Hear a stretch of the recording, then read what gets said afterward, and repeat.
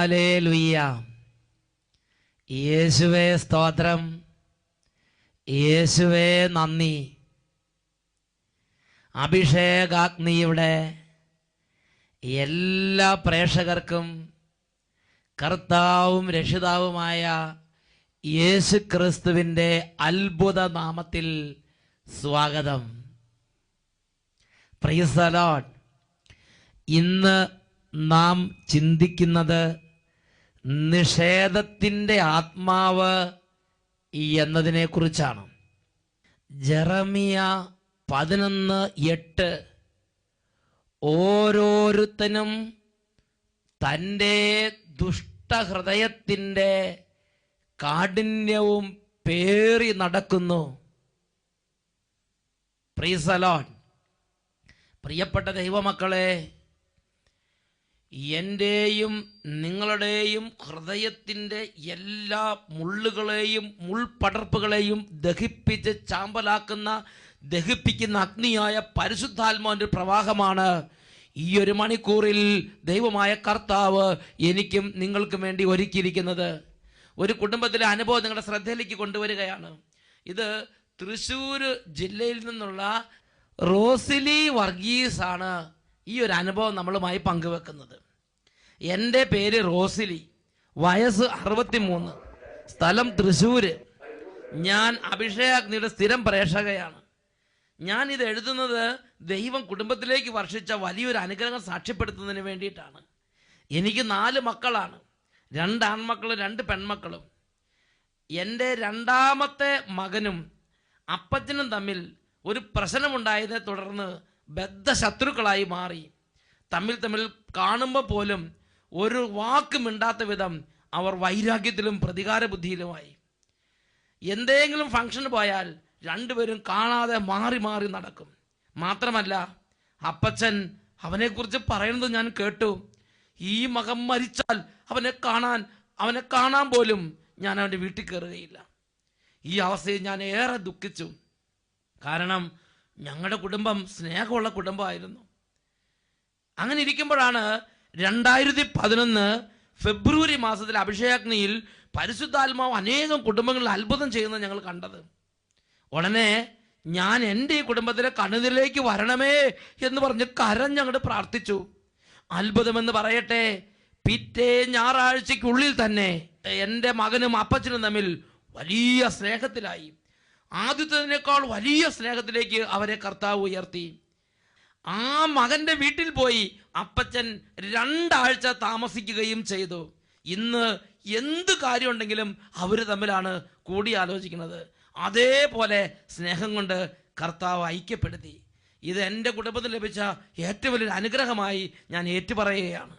പ്രിയപ്പെട്ട സഹോദരങ്ങളെ, അഭിഷേകാഗ്നി പ്രോഗ്രാം വെറും ഒരു പരിപാടിയോ ഒരു പ്രോഗ്രാമോ ആയി ഞാൻ നിങ്ങൾ കാണരുത്.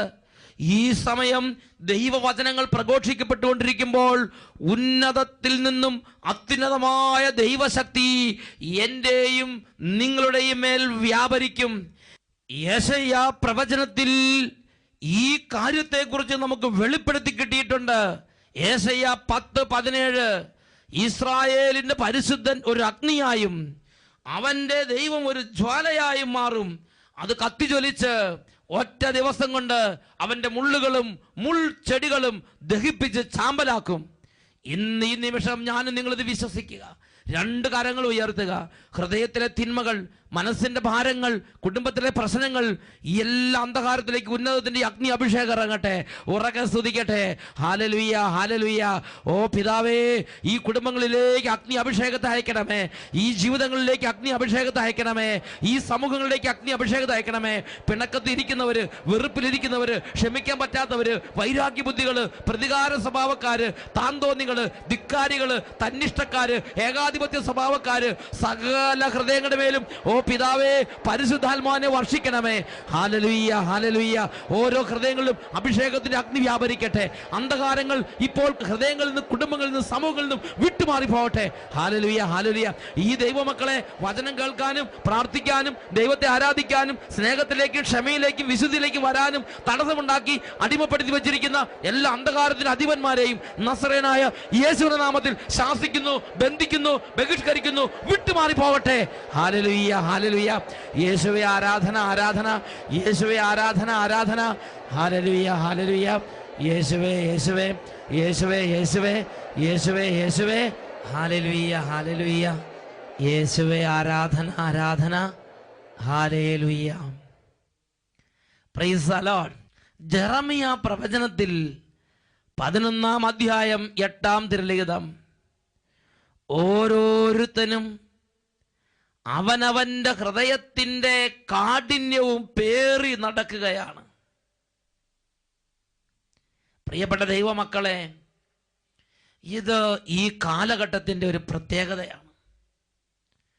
തന്നിഷ്ട പ്രകൃതി, തൻ്റെ ഇഷ്ടത്തിന് ചേരാത്ത എന്തെങ്കിലും നിർദ്ദേശമോ എന്തെങ്കിലും കാര്യങ്ങളോ മാതാപിതാക്കന്മാരോ സമൂഹത്തിലെ മേലധികാരികളോ ആരെങ്കിലും പറഞ്ഞാൽ അവരോട് കൊമ്പ് കോർക്കുന്ന പ്രകൃതി, നിഷേധത്തിൻ്റെ ആത്മാവ്, നിഷേധിത്തരം.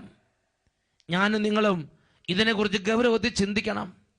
കാരണം അനേകം ദൈവമക്കൾ ദൈവരാജ്യത്തിന്റെ പടിവാതിൽ പോലും കാണാതെ തകർന്നു പോയതിന് പിന്നിൽ സാത്താൻ വളരെ കൗശലപൂർവം പ്രയോഗിച്ച ആത്മാവാണ് നിഷേധത്തിന്റെ ആത്മാവ്. നിങ്ങൾ ചിന്തിച്ചു നോക്കുക. ഈജിപ്ത് ദേശത്ത് നിന്ന് ദൈവം നേരിട്ട് തെരഞ്ഞെടുത്ത് ദൈവത്തിൻ്റെ ആത്മാവ് കൊണ്ട് നിറഞ്ഞ മോശപ്രവാചകനും അഹ്റോനും കൂടെ നേതൃത്വം കൊടുത്ത് വചനം കൊടുത്ത് ദൈവരാജ്യദൂതുകൾ കൊടുത്ത് അങ്ങനെ സ്വർഗം നേരിട്ട് അഗ്നിയാലും മേഘസ്തംഭങ്ങളാലും നയിച്ചുകൊണ്ടിരുന്ന ദൈവത്തിൻ്റെ പ്രിയജനം, ആ ജനം കാനാൻ നാട്ടിൽ പ്രവേശിക്കാതെ അവരുടെ ശരീരങ്ങൾ പാപം മൂലം മരുഭൂമിയിൽ നിപതിക്കാൻ എന്താണ് കാരണം? നിരന്തരമുള്ള ആ നിഷേധിത്തരം, മാത്സര്യ പ്രകൃതി. പുറപ്പാട് കാലഘട്ടത്തിൽ മരുഭൂമിയിൽ വെച്ച് ദൈവജനം എന്താണ് ദൈവത്തിന്റെ ആത്മാവിനോട് കാണിച്ചുകൊണ്ടിരുന്നത്? നിഷേധതരം. വേറൊരു വാക്കി പറഞ്ഞാൽ, ഇന്നും തിരുസഭയുടെ ആ ഒരു ചിറകിന്റെ കീഴിൽ എന്നെയും നിങ്ങളെയും പരിശുദ്ധാത്മാവ് സ്വർഗത്തിലേക്ക് നയിക്കാൻ വേണ്ടി ഇടപെട്ടുകൊണ്ടിരിക്കുമ്പോൾ എന്റെയും നിങ്ങളുടെയും നിഷേധതരം രക്ഷയുടെ അനുഭവത്തിൽ നിന്ന് എന്നെയും നിങ്ങളെ തടസ്സപ്പെടുത്തുന്നുണ്ടോ എന്ന് ഞാനും നിങ്ങളൊന്ന് പരിശോധിച്ച് നോക്കണം. നമ്മളാരും വിചാരിക്കുന്നതിനേക്കാൾ ആഴത്തിൽ ഈ നിഷേധത്തിന്റെ ആത്മാവ് ഇന്ന് നമ്മുടെ കുടുംബങ്ങളിൽ, ഇടവകകളിൽ, നമ്മുടെ ഹൃദയങ്ങളിൽ പ്രവർത്തിച്ചു കൊണ്ടിരിക്കുന്നു. ഞാനൊരു സംഭവം ഓർക്കുന്നത് നിങ്ങളോട് പങ്കുവെക്കട്ടെ. അട്ടപ്പാടി സഗീവൻ ധ്യാന കേന്ദ്രം ആരംഭിച്ച ആദ്യ കാലഘട്ടങ്ങൾ 90കളുടെ മധ്യഭാഗം. അന്ന് എല്ലാ ആഴ്ചകളിലും 2 പേരായി അനേകം സുവിശേഷ വേലക്കാരെ അട്ടപ്പാടിയിലേക്ക് അച്ഛനയക്കും. ഇവരെ വീട് വിടാതെ കയറിറങ്ങി ദൈവജനത്തെ വചനം കേൾക്കാൻ വേണ്ടി ക്ഷണിക്കും. അപ്പോൾ ഒരു കുടുംബത്തിൽ ചെന്നപ്പോണ്ടായ അനുഭവം എൻ്റെ ഹൃദയത്തെ സ്ട്രൈക്ക് ചെയ്ത്. ഞായറാഴ്ച ധ്യാനം ആരംഭിക്കുകയാണ്.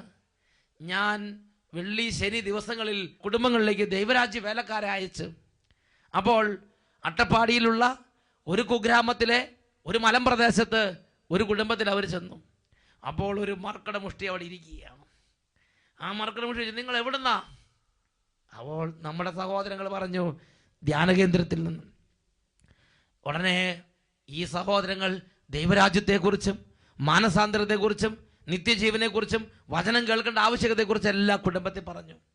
അപ്പോൾ എടുത്ത വായിക്ക് ആ ചേട്ടൻ പറയുകയാണ്, നിങ്ങളെക്കാൾ എത്രയോ വലിയ വികാരിച്ചന്മാർ വന്ന് നോക്കിയിട്ട് എന്നെ രക്ഷപ്പെടുത്താൻ പറ്റിയിട്ടില്ല. പിന്നെ അപ്പം നിങ്ങൾ നിഷേധതരം. ഇതിൻ്റെ പേരാണ് നിഷേധതരം.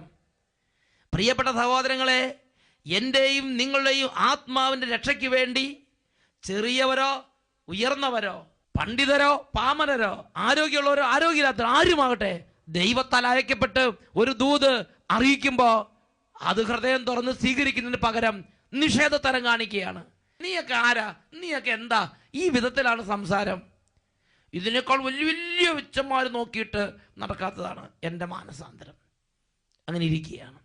എന്നിട്ട് ഈ ചേട്ടൻ പറയുകയാണ്, നിങ്ങളൊക്കെ ആദ്യം ഒന്ന് നന്നാകും. ഈ പറയണ നിങ്ങളൊക്കെ ഒന്ന് നന്നായാൽ തന്നെ ഈ ലോകം ഒന്ന് ശരിയാകും. എന്നിട്ട് പിന്നെ മറ്റുള്ളവരുടെ കാര്യം നോക്ക്. നിഷേധത്തിൻ്റെ മറ്റൊരു രൂപം. താൻ ഈ നിഷേധതരം തന്നെ പറഞ്ഞുകൊണ്ടിരിക്കുകയാണ്. പ്രിയപ്പെട്ട സഹോദരങ്ങളെ, ദൈവരാജ്യ വേലക്കാർ അവർ എളിമപ്പെട്ടു. അവർ പറഞ്ഞു, സാരല്ല ചേട്ടാ, അതെല്ലാം എല്ലാവരും പരിശ്രമിച്ചുകൊണ്ടിരിക്കുകയാണ്. എന്നാലും ചേട്ടൻ ഒന്ന് വന്ന് ധ്യാനം കൂടുന്നത് നല്ലതാണ്, ചേട്ടൻ്റെ അനുഗ്രഹമായിരിക്കും. ചേട്ടൻ പറഞ്ഞു, എനിക്കറിയാം എപ്പോഴാണ് ധ്യാനം കൂടേണ്ടതെന്ന്. അതിനുവേണ്ടി നിങ്ങൾ വെറുതെ സമയം മെനക്കെട്ട് കളയൊന്നും വേണ്ട. എനിക്കറിയാം, എന്നെ ആരും പഠിപ്പിക്കാനെന്ന് പറയണ്ട, ഞാൻ സമയമാകുമ്പോൾ അങ്ങോട്ട് വന്നോളാം. നിഷേധത്തിൻ്റെ മറ്റൊരു രൂപം. വാ പൊളിച്ച നിഷേധത്തരം തന്നെ വന്നുകൊണ്ടിരിക്കും. പ്രിയപ്പെട്ട സഹോദരങ്ങളെ, എന്തായാലും ആ എളിയ ശുശ്രൂഷകർ ആ കുടുംബത്തിന് വേണ്ടി പ്രാർത്ഥിച്ചു. ഉടനെ ചേട്ടൻ പറഞ്ഞു, അതെ, ഞാനൊരു കാര്യം തീരുമാനിച്ചിട്ടുണ്ട്. ഞാൻ ധ്യാനം കൂടാൻ വരും. ഇപ്പോൾ ഞാൻ പല പാപത്തിന് അടിമയാണ്. മദ്യപാനം, പുകവലി, പല ദുർനടപടികൾ, ദുർസ്വഭാവങ്ങൾ, ഇതെല്ലാം നിർത്തി ഞാൻ ക്ലിയറായിട്ട് ഒരു ദിവസം ധ്യാനം കൂടും. പിന്നെ ഇങ്ങോട്ട് തിരിച്ചു വന്നിട്ട് കർത്താവിൻ്റെ സാക്ഷിയായി എരിവരി കൊണ്ട് പ്രവർത്തിക്കും. അത് ഞാനൊരു സമയം നിശ്ചയിച്ചിട്ടുണ്ട്, അന്ന് ഞാൻ വരും. ഈ എളിയ സഹോദരങ്ങളും ശരി ശരി എന്ന് പറഞ്ഞ് ആ കുടുംബത്തിന് വേണ്ടി പ്രാർത്ഥിച്ച്, ദൈവത്തോട് പ്രാർത്ഥിച്ച്, ആ കുടുംബാംഗങ്ങളെല്ലാം അനുഗ്രഹിച്ച് ആ എളിയ മക്കൾ ആ ഭവനത്തിൽ നിന്ന് അടുത്ത ഭവനത്തിലേക്ക് പോയി. ഈ ചേട്ടൻ, നിഷേധിയായി ചേട്ടൻ, ആ പറഞ്ഞ കാര്യങ്ങൾ ശ്രദ്ധിച്ചു പോയി. ഞാൻ ഒരു ദിവസം എല്ലാ തിന്മയും നിർത്തി, പുകവലി നിർത്തി, മദ്യപാനം നിർത്തി, ചീട്ടുകളിൽ നിർത്തി, ദുർവൃത്തി നിർത്തി, ദുർസ്വഭാവങ്ങൾ നിർത്തി, എല്ലാ അശുദ്ധിയും നിർത്തിയിട്ട് ഞാനൊരു ദിവസം ധ്യാനം കൂടിയിട്ട് നന്നായിട്ട് പിന്നെ കർത്താവിൻ്റെ വേലക്കാരനായി ഞാൻ പ്രവർത്തിച്ചോളാം. പ്രിയപ്പെട്ട സഹോദരങ്ങളെ, ഇതേ മാതിരിയുള്ള തന്നിഷ്ട പ്രകൃതികൾ ഇന്ന് ലോകത്തിൽ ഒരുപാട് നശിച്ചുകൊണ്ടിരിക്കുകയാണ്. ഒരുപാട് കുടുംബങ്ങളിൽ ഇതുപോലുള്ള ധാർഷ്ട്യക്കാര്, തന്നിഷ്ടക്കാര്, ദുർസ്വഭാവികള്, ഏകാധിപതികള് അവർ ദൈവത്തിന്റെ സ്വരത്തിന് കാതടച്ച് പൊട്ടണലിയെ പോലെയും കുരുടിപ്പാമ്പിനെ പോലെയും ഇന്ന് വ്യാപരിച്ചുകൊണ്ടിരിക്കുകയാണ്. ഈ ചേട്ടൻ പറഞ്ഞതുപോലെ തന്നെ 2 മാസം മദ്യപാനം നിർത്തി. ഇനി പുകവലിയും കൂടെ നിർത്തി, ബാക്കി സ്വഭാവങ്ങളെല്ലാം നിർത്തി. പുകവലിയും കൂടെ നിർത്തിയാൽ ഞാൻ അടുത്ത ആഴ്ച ധ്യാനത്തിന് പോകും എന്ന് ചേട്ടൻ പ്രഖ്യാപിക്കുകയാണ്. പ്രിയപ്പെട്ട സഹോദരങ്ങളെ, എന്തായാലും ശരി, ചേട്ടൻ്റെ ജീവിതത്തിൽ ചേട്ടൻ ഇങ്ങനെ സ്റ്റെപ്പ് ബൈ സ്റ്റെപ്പായി കർത്താവിൻ്റെ ആ ഒരു നന്മയിലേക്ക് അടുക്കാൻ വേണ്ടി ഒരുങ്ങുകയാണ്. അങ്ങനെ ഇരിക്കുമ്പോൾ ഇതാ പണിക്കാരെ വിളിക്കാൻ വേണ്ടി ഒരു ദിവസം താഴത്തേക്ക് ഇറങ്ങുകയാണ്, ജംഗ്ഷനിലേക്ക് ഇറങ്ങുകയാണ്. അന്ന് തോരാ മഴ പെയ്തുകൊണ്ടിരിക്കുകയാണ്. അങ്ങനെ തോരാ മഴ പെയ്തുകൊണ്ടിരിക്കുമ്പോൾ ഈ ചേട്ടൻ ജംഗ്ഷനിലേക്ക് പണിക്കാരെ വിളിക്കാൻ വേണ്ടി ഇറങ്ങി. അങ്ങനെ ജംഗ്ഷനിൽ ചെന്ന് പണിക്കാരെന്ന് കണ്ട തട്ടിമുട്ടി നിൽക്കുന്ന സമയത്ത് ഇതാ തോരാ മഴയും കോടമഞ്ഞും തണുപ്പുള്ള ആ പ്രഭാതത്തിൽ ചേട്ടൻ നോക്കുമ്പോൾ ചാരായ കടയിൽ ഇങ്ങനെ ചാരായവും കപ്പയും കൊടുക്കുന്നത് കാണുകയാണ്. കാര്യം 2 മാസമായിട്ട് മദ്യപാനം നിർത്തിയിരിക്കുകയാണ്. അദ്ദേഹം ധ്യാനത്തിന് പോകാൻ വേണ്ടി ഒരുങ്ങുകയാണ്. പക്ഷേ ആ തണുപ്പത്ത് ചാരായ കടയും ചാരായവും കപ്പയും പല കാര്യങ്ങളും കണ്ടപ്പോൾ അറിയാതെ ചേട്ടൻ ചിന്തിക്കുകയാണ്, എന്തായാലും ഈ കൊടും തണുപ്പത്ത് ലേശം കുടിച്ചുകൊണ്ട് കുഴപ്പമില്ല, മാത്രമല്ല ഞാൻ കുടിച്ചത് വേറെ ആരും അറിയാതിരുന്നാൽ പോരെ. അങ്ങനെ ആ ഒരു ഗ്ലാസ് കുടിച്ചുകൊണ്ട് കുഴപ്പമില്ല എന്ന് പറഞ്ഞ് പതുക്കെ കയറി ഒരു ഗ്ലാസ് ചാരായം കുടിച്ച് ലേശം കപ്പയും കഴിച്ച് പോകാമെന്ന് ചേട്ടൻ ചിന്തിക്കുകയാണ്. അങ്ങനെ കടയിൽ കയറി. പ്രിയപ്പെട്ട സഹോദരങ്ങളെ, ഒരു ഗ്ലാസ് കുടിച്ചപ്പോൾ ചേട്ടന് തോന്നി എന്തായാലും കുടിച്ച് എന്ന് ഇത്തിരി കൂടെ കുടിച്ചേക്കാം. അങ്ങനെ പല തവണ കുടിച്ച് വൈകുന്നേരം വരെ ചേട്ടൻ അവിടെ ഇരുന്ന് അങ്ങോട്ട് കുടിച്ച് രാത്രി ഇരുട്ട് മയങ്ങിയപ്പോൾ ആരും കാണാതെ തപ്പി വീട്ടിലേക്ക് പോവുകയാണ്. ആ കൂരിട്ടത് വീട്ടിൽ ചെന്നപ്പോൾ രാത്രി 7:30 മണി 7:45 സമയമായി. ഭാര്യയും മക്കളും കുടുംബത്തിൽ നിന്ന് റാന്തൽ വിളക്കും കത്തിച്ച് വെച്ച് സന്ധ്യാപ്രാർത്ഥന ചെയ്തുകൊണ്ടിരിക്കുകയാണ്.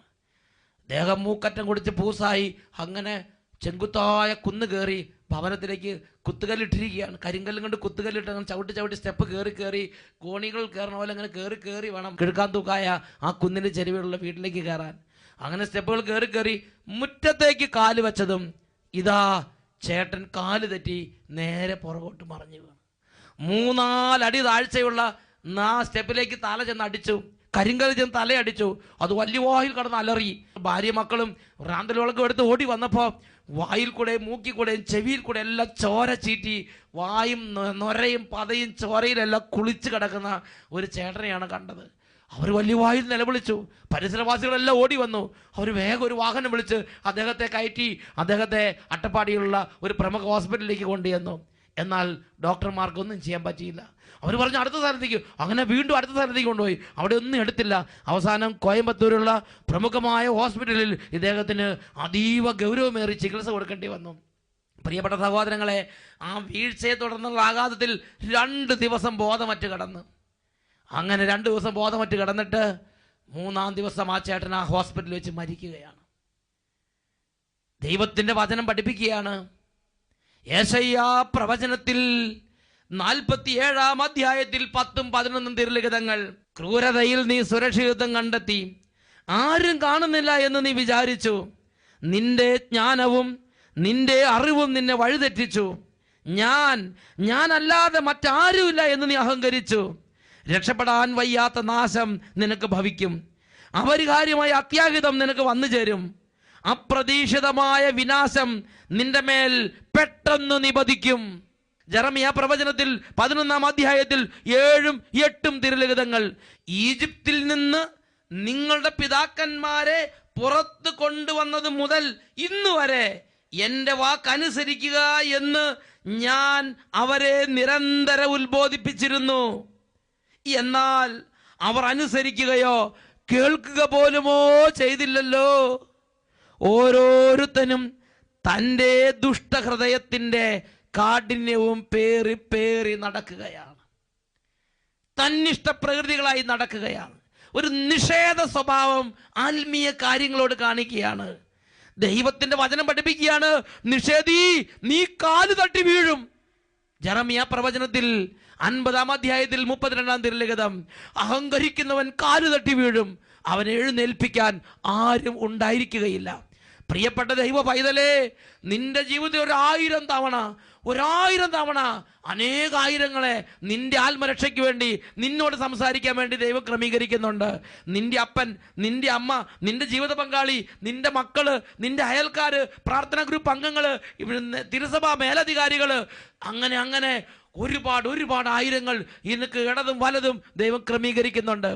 എന്നാൽ സാത്താൻ ദൈവത്തിൻ്റെ ക്രമീകരണതെല്ലാം ദുർബലപ്പെടുത്തി, ദൈവത്തിൻ്റെ ക്രമീകരണം ഒന്നും നിനക്ക് പ്രയോജനപ്പെടാതിരിക്കാൻ സാത്താൻ കൗശലപൂർവ്വം നിന്നിൽ നട്ടുവളർത്തുന്ന ആത്മാവിൻ്റെ പേരാണ് നിഷേധത്തിൻ്റെ ആത്മാവ്. ഈ നിഷേധത്തിൻ്റെ ആത്മാവ് നിന്റെ ഉള്ളിലുണ്ടെങ്കിൽ നിന്റെ കുടുംബത്തിൽ നിന്ന് നിന്റെ ദൈവം നിനക്ക് വേണ്ടി ഒരുക്കിയിരിക്കുന്ന രക്ഷയുടെ വഴികൾ നിനക്ക് പ്രയോജനപ്പെടുകയില്ല. ഈ നിഷേധത്തിൻ്റെ ആത്മാവ് നിന്റെ ഉള്ളിലുണ്ടെങ്കിൽ നിന്റെ ഇടവകയിൽ നിനക്ക് വേണ്ടി നിന്റെ ദൈവം ഒരുക്കുന്ന രക്ഷയുടെ വഴികൾ നിനക്ക് പ്രയോജനപ്പെടുകയില്ല. ഈ നിഷേധത്തിൻ്റെ ആത്മാവിന്റെ പീഡ അനുഭവിക്കുന്ന ഒരു വ്യക്തിയാണോ നീ? നിന്റെ സഭയിലൂടെ നിന്റെ ദൈവം നിനക്ക് വേണ്ടി ഒരുക്കുന്ന രക്ഷയുടെ വഴികൾ നിനക്ക് പ്രയോജനപ്പെടുകയില്ല. ഈ നിമിഷങ്ങളിൽ 2 കരങ്ങൾ ഉയർത്തി എഴുന്നേറ്റ് നിന്ന് നമുക്കൊന്ന് പ്രാർത്ഥിക്കാം. ഓ ദൈവമേ, എൻ്റെ സ്വർഗസ്ഥനായ പിതാവ്, എൻ്റെ ആത്മാവിന് നിത്യരക്ഷയ്ക്ക് വേണ്ടി എനിക്ക് വേണ്ടി ഒരുക്കുന്ന രക്ഷയുടേതായ വഴികൾ, രക്ഷയുടേതായ ദൂതുകൾ, രക്ഷാമാർഗങ്ങൾ അതെനിക്ക് പ്രയോജനപ്പെടാതെ പോകാൻ സാത്താൻ കൗശലപൂർവ്വം ഒരുക്കുന്ന ഓരോ കെണികളെ, ഓരോ കുതന്ത്രങ്ങളെ അറിയാൻ എൻ്റെ ഉൾക്കണ്ണ് തുറക്കണമേ. കരങ്ങൾ ഉയർത്തി സ്തുതിക്കട്ടെ. Hallelujah, hallelujah. ഓ ദൈവമേ, സാത്താൻ തൻ്റെ ഇഷ്ട നിർവഹണത്തിന് വേണ്ടി അടിമകളാക്കിയിരിക്കുന്ന ഓരോ ആത്മാക്കളെയും യേശുവിന്റെ നാമത്തിൽ ഇപ്പോൾ അഴിച്ചുവിട്ട് വിടുവിച്ച് പ്രാർത്ഥിക്കുന്നു. ഹല്ലേലൂയ, ഹല്ലേലൂയ. തിന്മയുടെ കോട്ടകൾ, തിന്മയുടെ കൂടാരങ്ങൾ തകരട്ടെ. ഹല്ലേലൂയ, ഹല്ലേലൂയ. ജെറിക്കോ കോട്ട പോലെ ഉയർന്നു നിൽക്കുന്ന അന്ധകാരത്തിന്റെ കോട്ടകൾ ഛിന്ന ഭിന്നമാകട്ടെ. ഹല്ലേലൂയ, ഹല്ലേലൂയ. യേശുവേ ആരാധന, ആരാധന. യേശുവേ ആരാധന, ആരാധന. ഹല്ലേലൂയ, ഹല്ലേലൂയ. യേശുവേ സ്തോത്രം, യേശുവേ നന്ദി, യേശുവേ സ്തോത്രം, യേശുവേ ആരാധന. Price the Lord. ജ്ഞാനത്തിന്റെ പുസ്തകത്തിൽ 3-ാം അധ്യായത്തിൽ 11-ാം തിരുലിഖിതം. ജ്ഞാനവും പ്രബോധനവും പുച്ഛിച്ച് തള്ളുന്നവന്റെ നില ശോചനീയമാണ്. അവന്റെ പ്രത്യാശ വ്യർത്ഥവും അവന്റെ പ്രയത്നം നിഷ്ഫലവുമാണ്. അവൻ ഉണ്ടാക്കി കൂട്ടുന്നത് നിരുപയോഗപ്രദമാണ്. Price the Lord.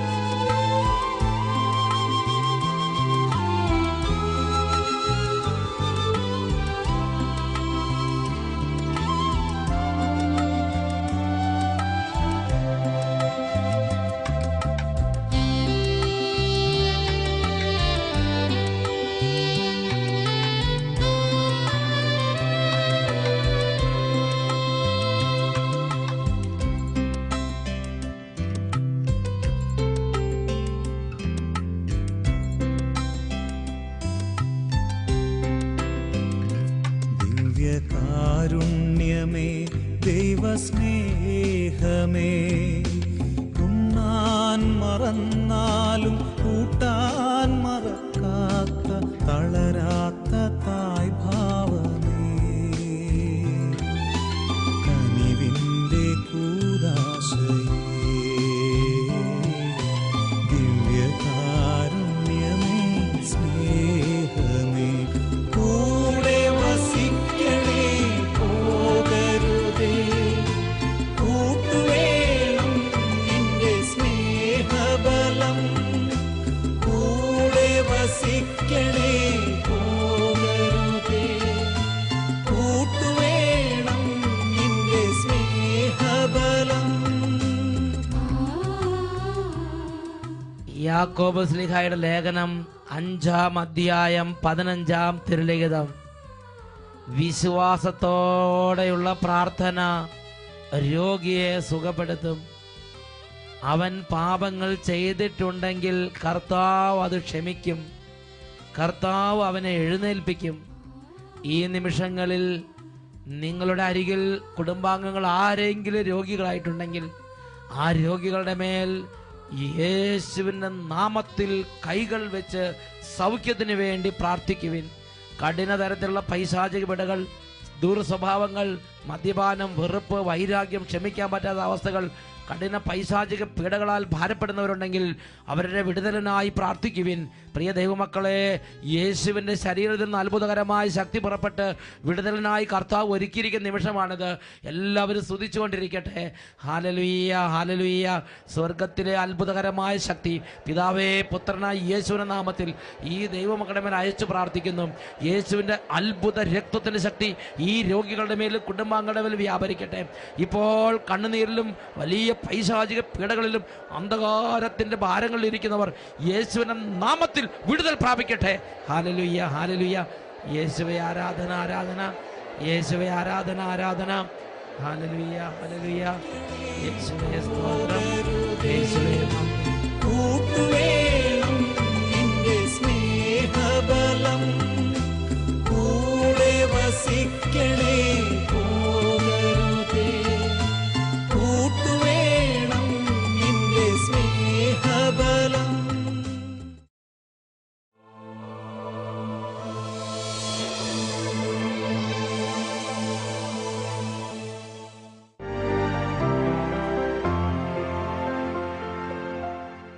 യേശുവേ നന്ദി, യേശുവേ സ്വസ്ത്രം. എൻ്റെ പേര് ജോസഫ്, ഭാര്യ ലൈസമ്മ, മൂത്ത മകൻ ജോബിന്. ഏകദേശം ഒരു 5 മാസമായി ഈ ജോബിൻ്റെ കഴുത്തിൻ്റെ 2 സൈഡിലും ഒരു നീര് പോലെ വന്നു.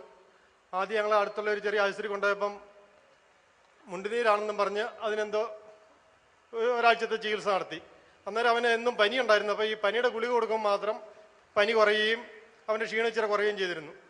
എന്നിട്ട് ഇതിന് യാതൊരു മാറ്റവും വരാതെ വന്നപ്പോൾ ഞങ്ങൾ പിന്നെ അടുത്തുള്ള പയ്യന്നൂർ പിള്ളേരുടെ ഒരു നല്ല ഡോക്ടറെ കൊണ്ട് കാണിച്ചപ്പം ഡോക്ടർ പറഞ്ഞു ഇതൊന്ന് സർജനെ കാണിക്കണം, സർജനെ കാണിച്ച് ഒന്ന് പരിശോധിക്കേണ്ടതുണ്ടെന്ന് പറഞ്ഞു. അങ്ങനെ ഞങ്ങൾ പയ്യന്നൂർ സഭയിൽ ആശുപത്രിയിൽ അഡ്മിറ്റായി. അവിടുന്ന് സർജന് അവിടെ വന്ന് ബയോപ്സിക്ക് എടുത്ത് അയച്ചു. 15 ദിവസം കഴിഞ്ഞപ്പോഴാണ് അതിൻ്റെ റിപ്പോർട്ട് കിട്ടുന്നത്. 15 ദിവസം കഴിഞ്ഞ് റിപ്പോർട്ട് കിട്ടുമ്പോൾ അവൻ്റെ 2 സൈഡിലെ മുഴ ക്യാൻസറിൻ്റെ ലക്ഷണമാണ് എന്നാണ് ഡോക്ടർ പറഞ്ഞത്. ഞങ്ങൾക്ക് എന്ത് ചെയ്യണമെന്ന് അറിയത്തില്ല, അത് വളരെ വിഷമമായി.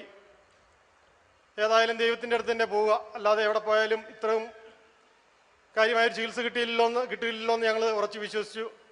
അപ്പോൾ ഞങ്ങളുടെ ഒരളിയനുണ്ട് ഇവിടെ കോതമംഗലത്ത് താമസിക്കുന്നത്. അദ്ദേഹത്തെ വിളിച്ച് ഞാൻ ചോദിച്ചു, അളിയ ഇങ്ങനെയാണല്ലോ, ജോബിൻ്റെ ആ മുഴ പരിശോധിച്ചപ്പം ഇച്ചിരി കുഴപ്പമാണെന്നാണല്ലോ പറഞ്ഞത്. ഡോക്ടർ പറഞ്ഞു 5-8 ലക്ഷം രൂപ വരെ ചിലപ്പോൾ മുടക്കേണ്ടി വരും, ഇത് ശരിയാകണേൽ. പിന്നെ പിള്ളേരായതുകൊണ്ടും തുടക്കത്തിലായതുകൊണ്ടും എല്ലാം തീർത്ത് മാറുമെന്നാണ് ഡോക്ടർ പറഞ്ഞെന്ന് പറഞ്ഞു. അപ്പോൾ അളിയൻ ഫോണിൽ കൂടെ പറഞ്ഞു, അളിയനൊന്നും പേടിക്കണ്ട, ഇത് ദൈവത്തിൻ്റെ മഹത്വം വെളിപ്പെടുത്തുന്നതിന് വേണ്ടി ദൈവം തന്നതാണ്. ഇന്നലെ അടിമാലിയിൽ ഇവിടെ അട്ടപ്പാടിയിലെ സേവക മട്ടേലച്ചൻ്റെ നേതൃത്വത്തിലുള്ള ഒരു കൺവെൻഷൻ ആരംഭിച്ചിട്ടുണ്ട്. നിങ്ങളൊന്നും ആലോചിക്കേണ്ട, വേഗം പോരുക, വന്ന് കൺവെൻഷൻ കൂടുക. അത് കൂടിക്കഴിഞ്ഞാൽ ദൈവം അതിനുള്ള എല്ലാം ഒരുക്കി തരും, അവൻ്റെ അസുഖങ്ങളെല്ലാം മാറ്റിത്തരും. അതുകൊണ്ട് ഒന്നും ആലോചിക്കേണ്ട, നാളത്തിനൊന്നും വെക്കണ്ട, ഇന്ന് തന്നെ പോരാൻ പറഞ്ഞു. ഞങ്ങൾ അന്നേരം തന്നെ തീരുമാനിച്ചാലും വൈകുന്നേരം പുറപ്പെടുക. അന്നേരം ശനിയാഴ്ചയായിരുന്നു. ശനിയാഴ്ചയാണ് അവിടെ കൺവെൻഷൻ ആരംഭിച്ചത്. രണ്ടാമത്തെ കൺവെൻഷൻ്റെ ദിവസം രാവിലെ തന്നെ വന്ന് 8:30 തന്നെ ധ്യാനഹാളിൽ കയറാൻ സാധിച്ചു. അച്ഛൻ ഇവൻ്റെ തലയിൽ കൈവച്ച് പ്രാർത്ഥിച്ചിട്ട് പറഞ്ഞു, സാരമില്ല, എല്ലാം ദൈവം സുഖപ്പെടുത്തിക്കോളും, കുഴപ്പമില്ല, ഈശോയോട് പ്രാർത്ഥിച്ചോളുക എന്നും പറഞ്ഞ് ഞങ്ങളെ കൺവെൻഷൻ വിട്ടു. ഞങ്ങൾ പിറ്റേ ദിവസത്തെ കൺവെൻഷന് രോഗശാന്തി ശുശ്രൂഷ സമയത്ത് സേവക മട്ടേൽ അച്ഛൻ ഇങ്ങനെ പറയുന്നു, സ്റ്റേജിൽ നിന്ന് വിളിച്ചു പറയുകയാണ്, കഴുത്തിൻ്റെ 2 സൈഡിലും ക്യാൻസറിൻ്റെ ലക്ഷണമായിട്ട് വന്ന ഒരു മകനെ കർത്താവ് സ്പർശിക്കുന്നു, അവൻ്റെ രോഗാണുക്കളെല്ലാം നിർവീര്യമായി പോകുന്നതായിട്ടാണ് കാണുന്നത് എന്ന് അച്ഛൻ പറഞ്ഞു. ഞങ്ങളത് അന്നേരം ഉറച്ച് വിശ്വസിക്കുകയും, എന്നാന്ന് വെച്ചാൽ ഞങ്ങൾ വീട്ടിൽ നിന്ന് പുറപ്പെട്ട പിന്നെ ഇവന് ഇതുവരെ പനി ഉണ്ടായിട്ടില്ല. മറ്റെങ്കിൽ 2 നേരമെങ്കിലും ഗുളിക കഴിച്ചാലേ പനി എല്ലാ ദിവസവും മാറുമുണ്ടായിരുന്നുള്ളൂ. ആ രീതിയിൽ പനിയായിരുന്നു, ഭയങ്കര ക്ഷീണവും. അത് കഴിഞ്ഞ് ഞങ്ങൾ ധ്യാനം കഴിഞ്ഞ് ഇറങ്ങി തൃശ്ശൂർ അമല ഹോസ്പിറ്റലിൽ പോയി. രണ്ടാമതും ബയോപ്സിക്ക് ഞങ്ങൾ ചെന്ന് കഴിഞ്ഞപ്പം ഈ ആദ്യത്തെ റിപ്പോർട്ടും കൊണ്ടാണ് പോകുന്നത്. അന്നേരം അവർ അഡ്മിറ്റ് ആക്കാനും ചികിത്സിക്കാനുമുള്ള പ്ലാനാണ് ഇട്ടത്. അന്നേരം ഞാൻ പറഞ്ഞു, ഞങ്ങൾ ചികിത്സിക്കാൻ വേണ്ടി വന്നതല്ല, ഞങ്ങളിങ്ങനെ ഒരു ധ്യാനത്തിന് പോയായിരുന്നു. കൺവെൻഷൻ കൂടിയപ്പോൾ അച്ഛൻ ഇങ്ങനെ പറയുകയും ചെയ്തു, അവൻ്റെ രോഗാണുക്കളെല്ലാം നിർവീര്യമായി പോയിരിക്കുന്ന അച്ഛൻ പറഞ്ഞു, അതൊന്ന് പരിശോധിക്കാൻ വേണ്ടി ഞങ്ങൾ വന്നതാണെന്ന് പറഞ്ഞു. തിങ്കളാഴ്ചയാണ് ബയോപ്സിക്ക് എടുത്തത്. തിങ്കളാഴ്ച ബയോപ്സിക്ക് എടുത്തിട്ട് അടുത്ത തിങ്കളാഴ്ച വരാനായിട്ടാണ് പറഞ്ഞ് അതിൻ്റെ റിപ്പോർട്ട് കിട്ടാൻ വേണ്ടി. ഞങ്ങൾ പോയി അടുത്ത തിങ്കളാഴ്ച റിപ്പോർട്ടിന് വരുമ്പോൾ ആ റിപ്പോർട്ടിൽ അച്ഛൻ പറഞ്ഞതുപോലെ തന്നെയാണ് ഡോക്ടർ പറഞ്ഞത്. ആ മുഴയെടുത്ത് പരിശോധിച്ചതിൽ മുഴയ്ക്കകത്ത് ചില പഴുപ്പ് മാത്രമേ ഉണ്ടായിരുന്നുള്ളൂ, രോഗത്തിൻ്റെ ഒരു ലക്ഷണവുമില്ല, ക്യാൻസറിൻ്റെതായ ഒരു രോഗാണുക്കളും അവൻ്റെ ശരീരത്തിലില്ല എന്നാണ് ഡോക്ടർ പറഞ്ഞത്. ഹല്ലേലൂയ. 2 റിപ്പോർട്ടും കൊടുക്കുന്നുണ്ട്. ഒന്ന് ക്യാൻസറിൻ്റെ അണുക്കൾ ഉണ്ടെന്ന് പറഞ്ഞ ബയോപ്സിയുടെ റിപ്പോർട്ട്. 2 ഇതാ അമല ഹോസ്പിറ്റലിൽ നിന്ന് ഡോക്ടറിൻ്റെ രോഗാണുകളൊന്നും കാണാനില്ലെന്ന് പറഞ്ഞുള്ള റിപ്പോർട്ട് കൊടുക്കുന്നുണ്ട്. Praise the lord. 2 report medical റിപ്പോർട്ടുമായിട്ടാണ് ഇന്ന് ഈ കുടുംബം ഇവിടെ വന്ന് സാക്ഷ്യപ്പെടുത്തുന്നത്. Price the Lord.